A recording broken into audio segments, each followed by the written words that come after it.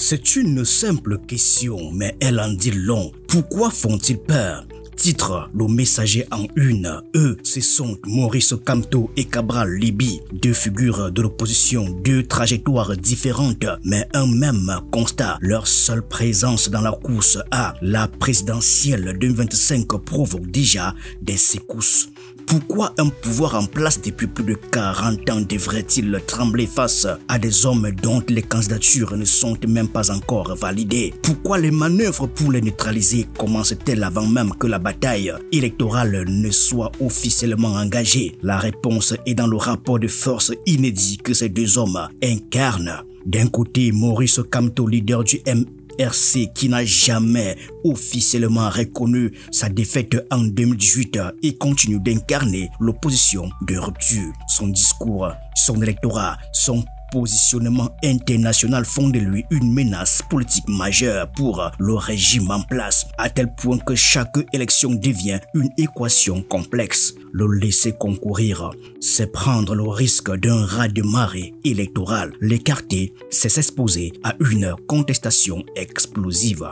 De l'autre, Cabral Libby, plus jeune, plus modéré dans son approche, mais qui reste un perturbateur imprévisible. En 2018, il a créé la surprise en se hissant à la 3e place, bousculant les codes d'un paysage politique souvent figé. Depuis, le leader du PCRN s'est imposé comme un acteur incontournable pour la jeunesse. Son discours plus stratégique que frontal pourrait séduire là où le pouvoir ne s'y attend pas.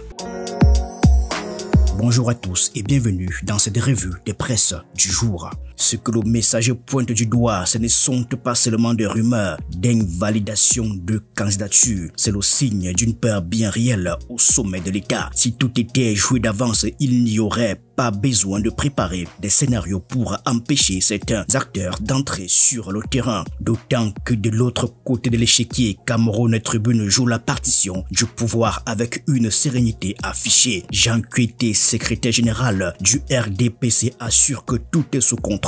Je cite, pas de mystère sur le candidat. Autrement dit, Paul Biya reste le maître du temps et des horloges. Le RDPC, lui, n'agit pas, il agit. Comprendre, pendant que l'opposition bataille pour exister, le pouvoir trace son chemin sans faire de bruit. Un congrès inévitable est annoncé, mais il faudra encore attendre pour en connaître la portée réelle. En coulisses, le silence est une arme et l'attente un moyen de garder tout le monde en haleine.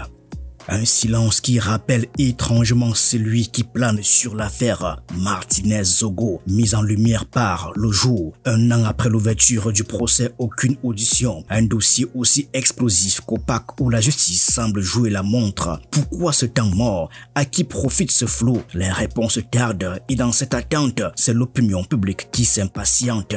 Pendant que la politique et la justice avancent masquées, mutation braque les projecteurs sur une autre crise qui, elle, ne se cache pas. Les ordures de Yaoundé. Ici, pas de stratégie de dissimulation possible car la saleté est visible à l'œil nu. Un aveu d'impuissance, écrit le journal. Une réunion au sommet en février. Sans effet, l'image est saisissante, un pouvoir qui planifie et décide sans résultat concret sur le terrain. Et pendant que les ordures s'entassent, c'est la dette qui s'alourdit. L'économie tire la sonnette d'alarme. Au 31 décembre 2024, l'endettement du Cameroun a encore grimpé. Les chiffres de la caisse autonome d'amortissement confirment une tendance inquiétante. À force de creuser, le pays s'enterre.